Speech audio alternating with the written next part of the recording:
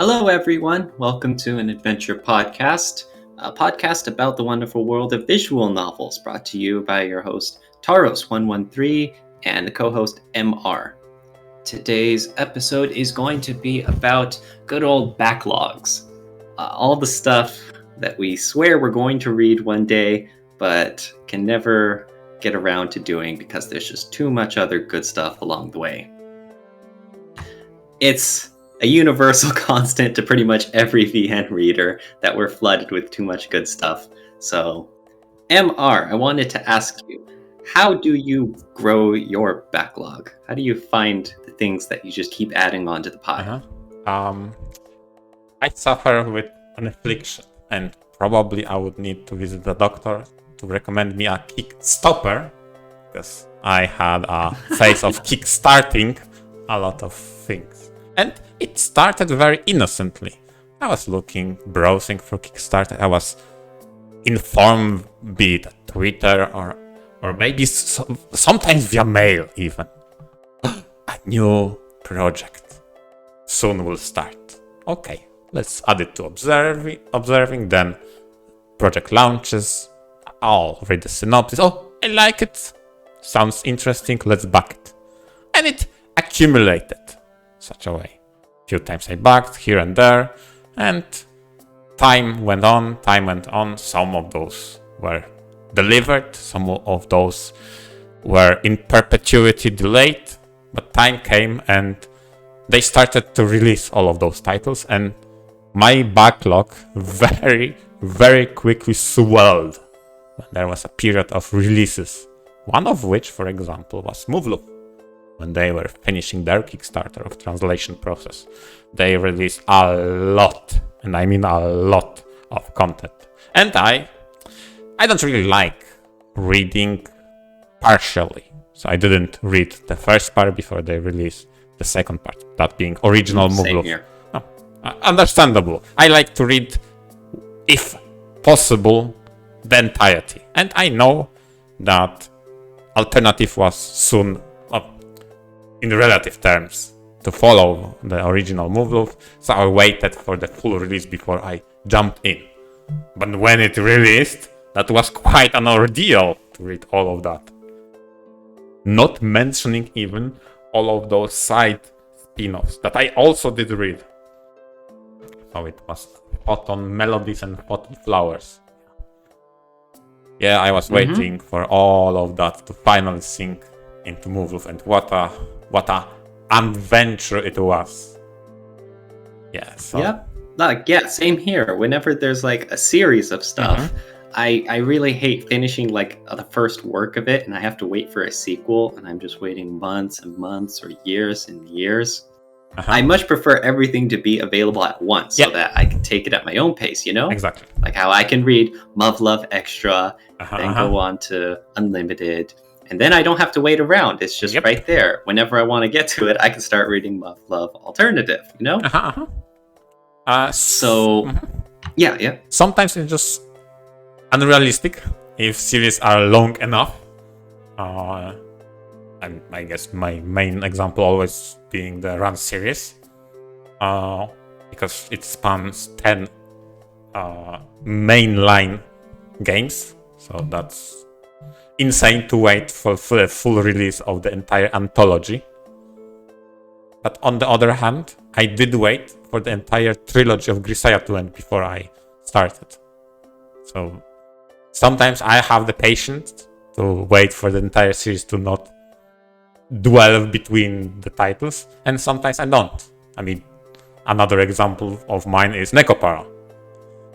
They never stated how many titles are there prepared, and I just bought it whenever it was released. And for those who listen to the previous podcast, they already know I reread them all of the time whenever the new Necopara arrives. Oh my goodness. Yes. Yep, but for those, like, you mentioned you didn't know if they were going to be part of a series or whatever. Yes. Like, the first Necopara came out, and it was just a silly story about cat girl maids. Yep. And it was cute and light and fluffy and whatnot. And I don't think anyone seriously considered at the time like there was going to be a sequel or the story was going to be significant at all. Exactly. You know? Yeah. It was just a bunch of people reading it, having fun, and then it's like, oh wait, they're making Nekopara 2. Mm-hmm. But I'm not sure if the same logic applies to Grisaya, for example.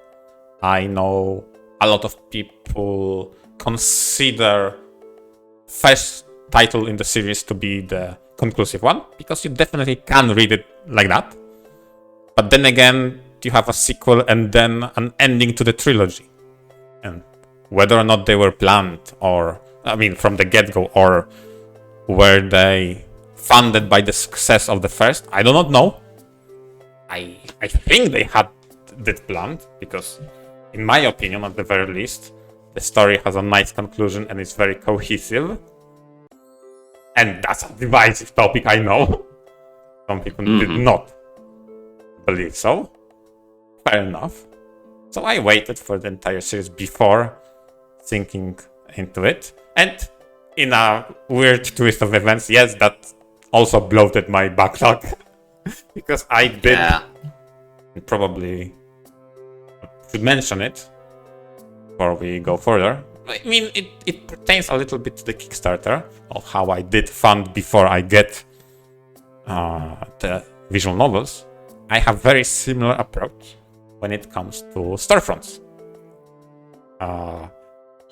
Really quick though, I wanted to ask you something about Kickstarter. Yes. So obviously, with Kickstarter, developers try to fundraise money so they can start a new project. So by definition, if they get funded, then they can start working on the project, and however many months and years later, they can deliver this product they've created to the world. So if they haven't created anything yet, except for just a pitch, how do you find interesting titles to back? What makes you decide to back certain projects if you don't have anything physical to go off of? I think it's very important to distinguish two things in Kickstarter. Translation projects and bringing new visual novels projects. Those are two very different things. So for the first one that you actually asked, so the new title that I have nothing to base my opinion on, I think, I'll be honest, I sometimes stumble upon it, read the synopsis, description, and maybe if they prepared a promotional video, I'll also watch it, even though I fundamentally don't like trailers, but given no other material, I'm willing to take the bait. Yeah, they'll spoil you. Yeah, but this is the best I can do, because obviously there's nothing really more apart from that. And over the years, I definitely supported some of the projects that I seen the passion for the creators in how they speak about their title. And I know it can be misleading. You can definitely burn yourself out. Oh boy, I now thinking about Kickstarter, I remember there is a title called Memory of Eternity, if I remember correctly. I backed it at the very least 5 years ago. I think this is still in production, to be honest. I don't know. I haven't checked. My backlog is huge. And you know what? Kickstarter ultimately is a risk. I gambled $20, I guess, and I lost. I mean, if I don't hear it anything, by that point I take my losses. To be honest, there's not that much. I think outside of that one title, I think maybe there's one more I've been disappointed and not delivered on. And the rest of the ones I did back eventually got released in some capacity.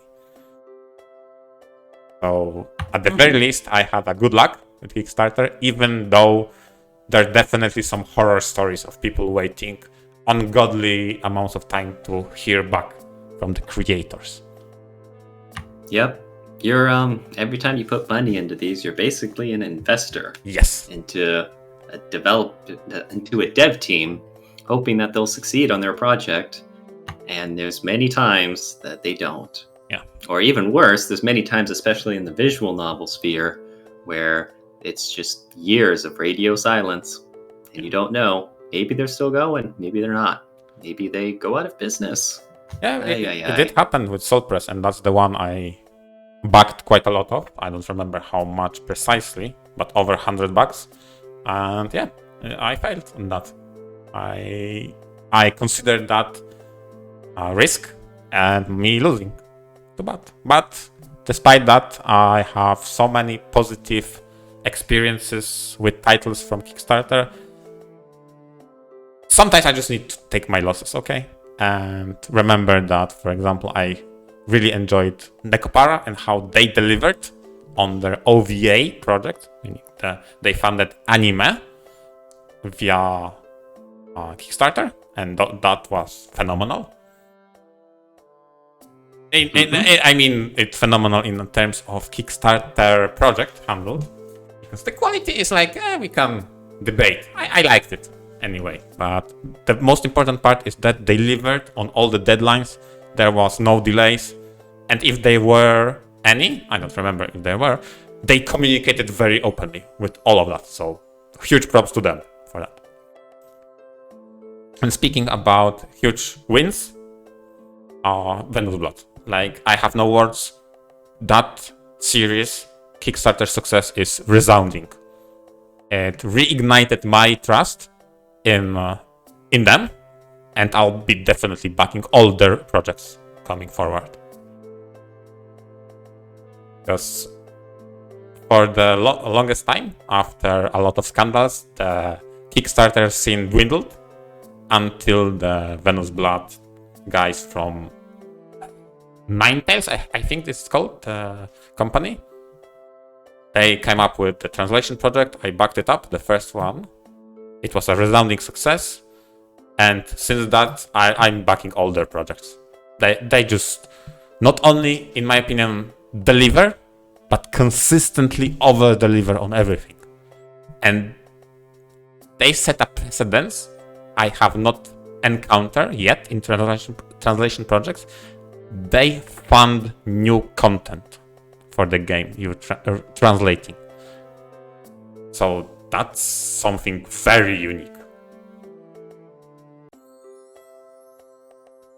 Obviously, once the Kickstarter is exhausted, and or I'm waiting for all those projects to come to fruition, I have to do with the good old storefronts.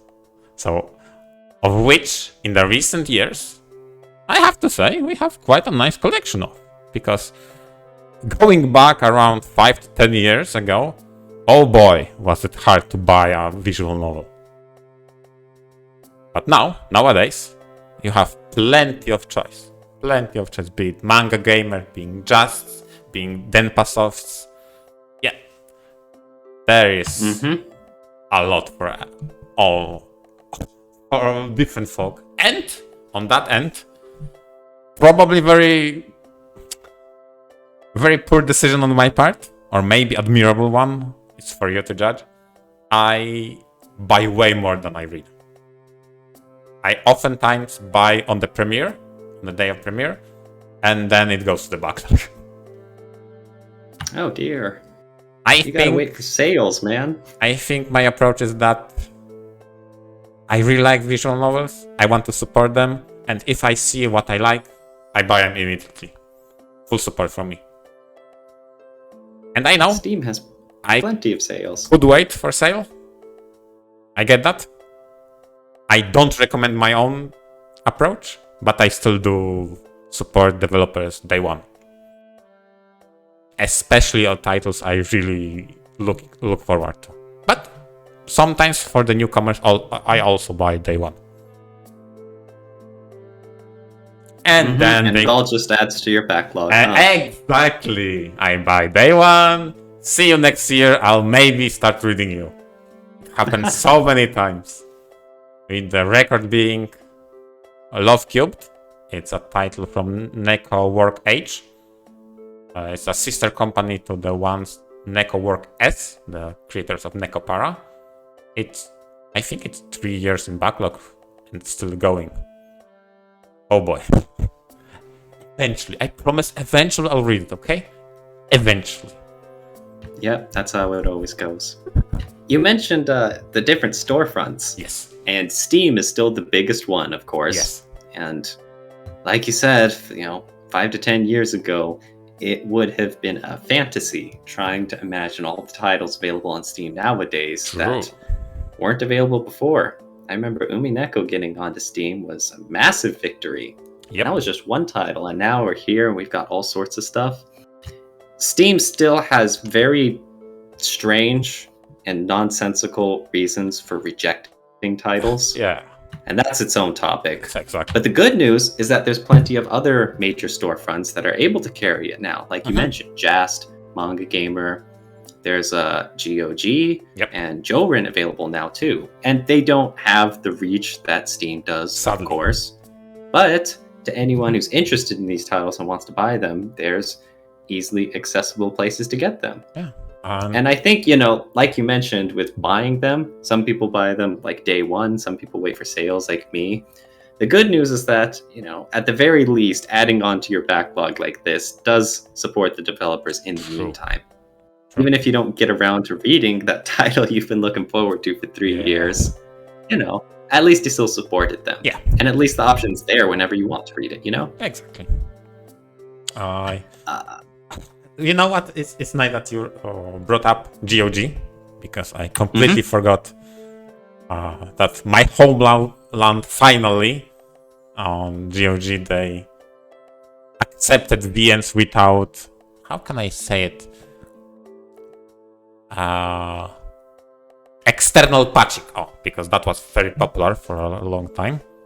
I think it was like since 3 months. They fully accept all the VNs. Uncensored, full version, all the time.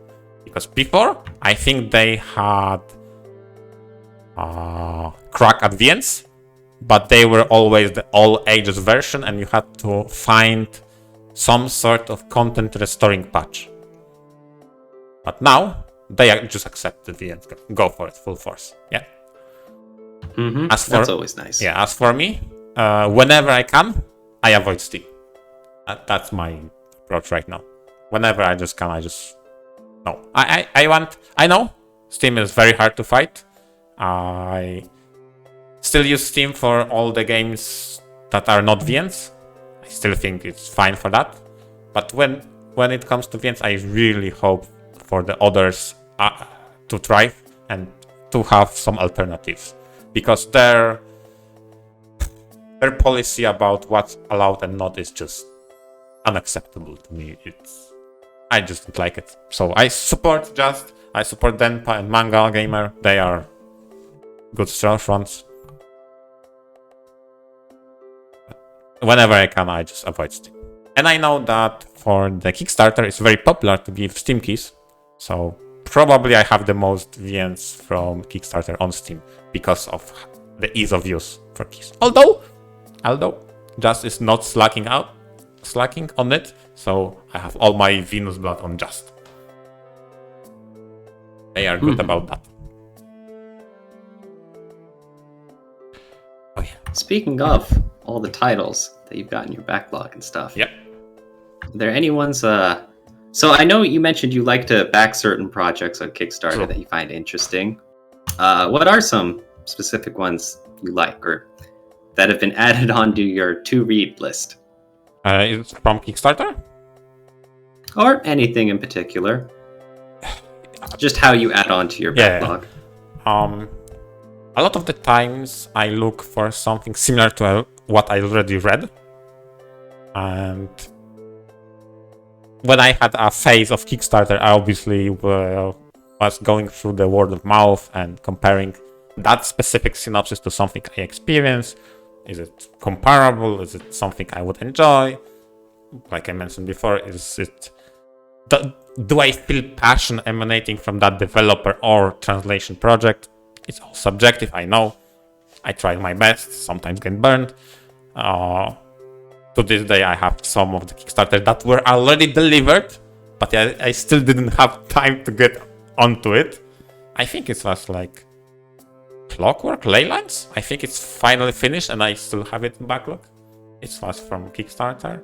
Missing Time, I think, was also from Kickstarter. Still on my backlog. But again, let's not only beat around the Kickstarter.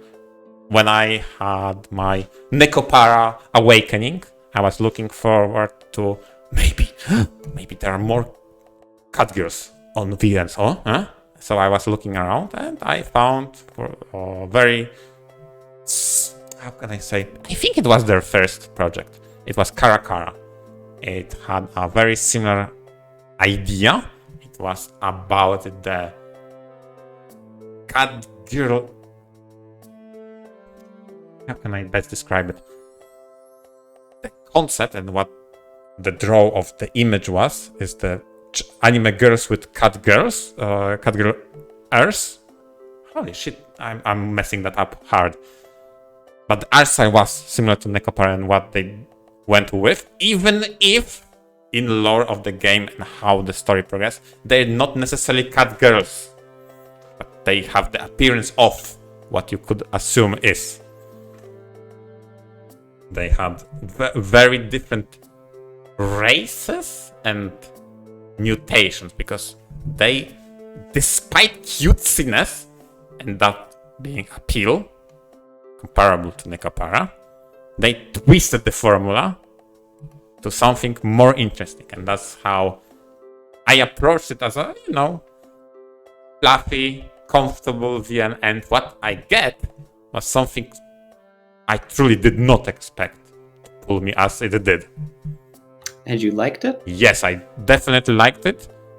I understand for people who, how can I say the best, felt a little bit betrayed because the story takes a very dark turn in a horror style. So not in a cruel dark fantasy style, but rather something sinister, mysterious, and hard to describe happens in the background that suits the formula of a world in which normal is weird. Okay, let me explain. They take the formula of what Necopara is, or the cat girl fantasy, and they twist it on its head. This is a story about apocalyptic world in which everybody has been mutated in some form or another. So they are anthropomorphic, yet the protagonist is a normal human. And that makes him super unique and desirable through shady means of other thing that happens. That's the best I could describe, not going to details. And that kind of subversion of what I expected and what I got was surprising, and I really like that title. All stemming from just, you saw cat girls from Necopara, you saw cat girls in Karakara, and just, you had to try it out, huh? Yeah, exactly. And you got thrown onto your to-do list. Someone blame it, they have even similar names, come on. I see it, yeah. Right? But what I get was definitely something very unique. Because that was my biggest fear. Maybe it would be too similar and I would be bored. Or I will get a lesser or inferior version of the same experience. But no, that was actually very special and a very interesting twist to the formula. I was super surprised by that. I am glad to hear that you wanted to read something similar to something you liked, and it had a unique twist to it that added to the experience. And that's great. In my case, that definitely reminded me of something off my backlog that I finally got around to reading. Abyss of the Sacrifice. I know you mentioned you like, the kind of fluffy, lighthearted cat girl sort of things. I prefer stories of life or death scenarios, especially ones like Abyss of the Sacrifice. Yeah, I understand. Slightly less fluffy. A little bit. Yeah. The story starts and these 5 girls are trapped in some underground facility and they're trying to escape and survive, and there's all sorts of puzzles and stuff. I had it like in my Steam library for like 4 years or so. Yeah. And because it starts with an A, it's, Abyss of Oh, Sacrifice. It's near the top. Uh-huh. So I usually see it whenever I have Steam open or whatever. And it's always staring at me like, I should read this sometime. But, I just never got around to it, or always picked other stuff, or just busy. And finally, I'm like, okay, well, let's go. We'll get this started. And it was awful. It's terrible. The puzzles were ridiculously hard and made no sense.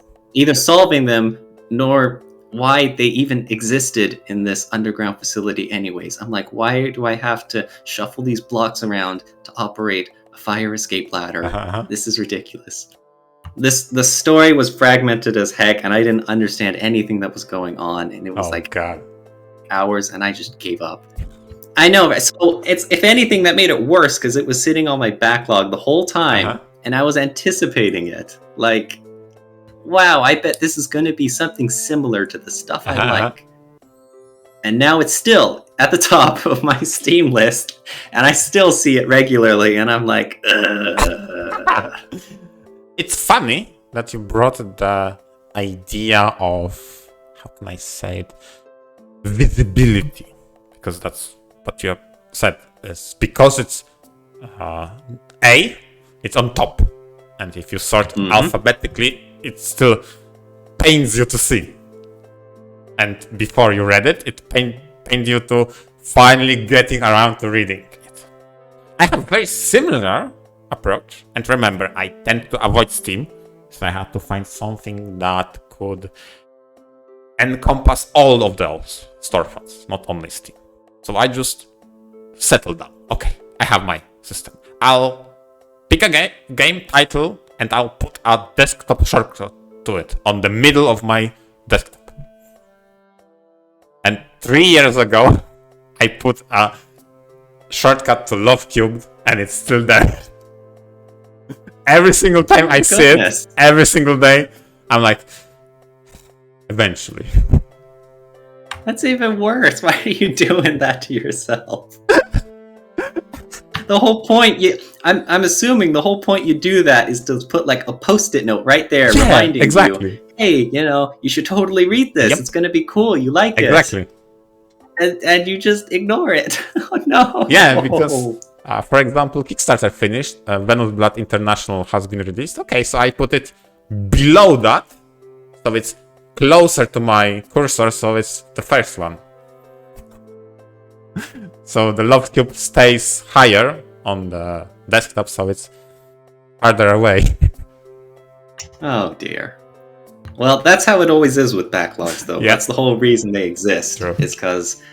hey, this is something I want to read, I swear, one day. And then it's just low on the rankings. You got other stuff to read first. Oh my god, it's a little embarrassing to say this considering I've been a reader for so long. I haven't read any of Key's works. They are such a juggernaut in the industry. And they're famous for their works that put out some of the most famous titles in the whole visual novel sphere, and I haven't read any of them. Me neither, and I have no shame about it. Nah, well, I mean, it's not exactly a matter of shame or whatever, I know. I get it. But still, it's like, especially when you see everyone else talking about these titles, how it's essentially common knowledge for a whole bunch of people, and I'm just sitting here like... jeez. To this day, people bug me about the Key titles all the time, whenever they get the chance. When you finally get around reading Clannad, I have the same response as I always had. Eventually. Yeah. I mean, it's even worse for, my case, because I don't think I would like Clannad. I've heard, it's very slow and it's a very character-driven story.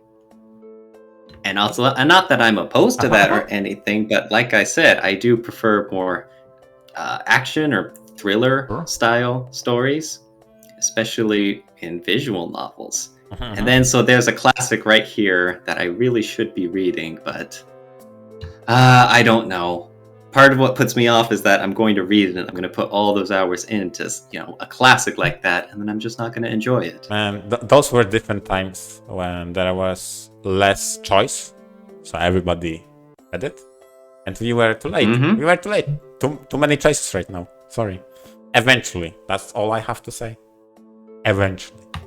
So, but speaking about key titles, right? Because that's the topic you started with, and you mentioned Clannad because it's probably the most famous of theirs.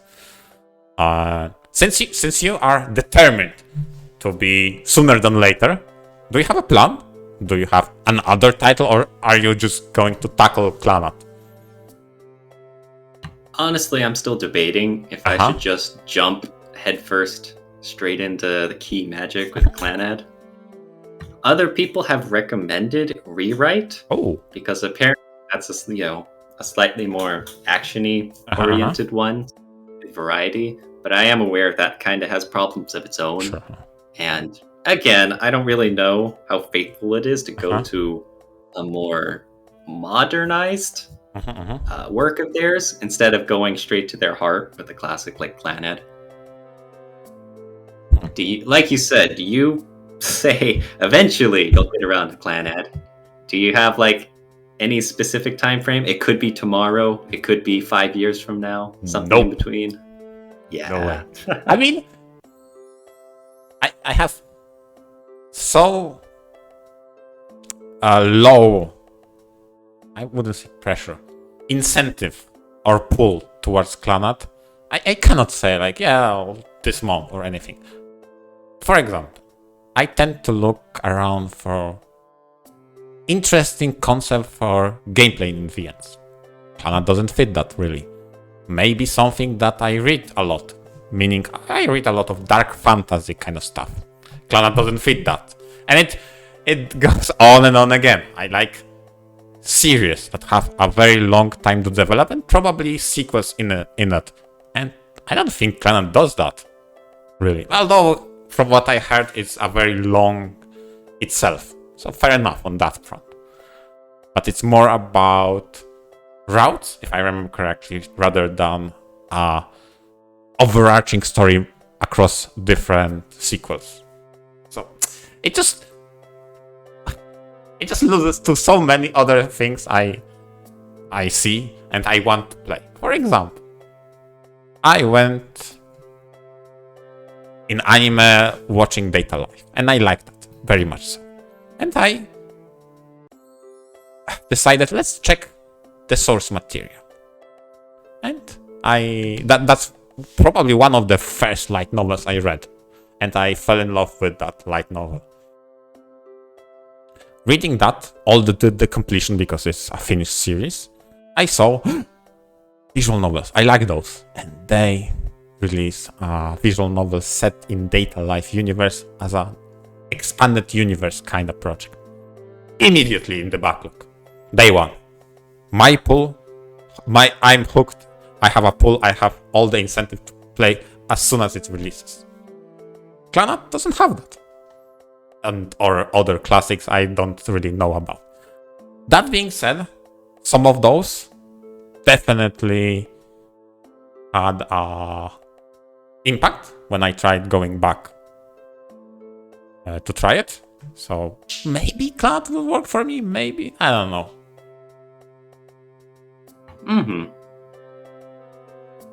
I feel like it's still plenty emotional enough, though, to leave a mark. After, it's called key magic for a reason. It really pulls you into the characters, and then you really feel their struggles. At least, that's what I've been told, so I'm just going to have to go off the many, many people's reviews and recommendations of it. But today is not that day. There'll be some time in the future I read it. Eventually. I mean... All right, and that might be a good stopping point for today's episode. Yep. I think so. So the only thing that is left for us to say is to mention once more, we are open to all of your questions. And yes, if you really want to do so, submit a question. When will you read X, Y, and Z? Expect the answer of eventually, but will be we are very glad to get any kind of feedback and to answer that in Q&A segment of ours. Yes, please do respond in any way, whether it's YouTube comments or emailing us directly, or even harassing MR in his Discord server. Oh, don't do that! Or at least be gentle, please. Yes, please. All right, yes, thank you everyone for listening, and we hope to see you next time. Bye!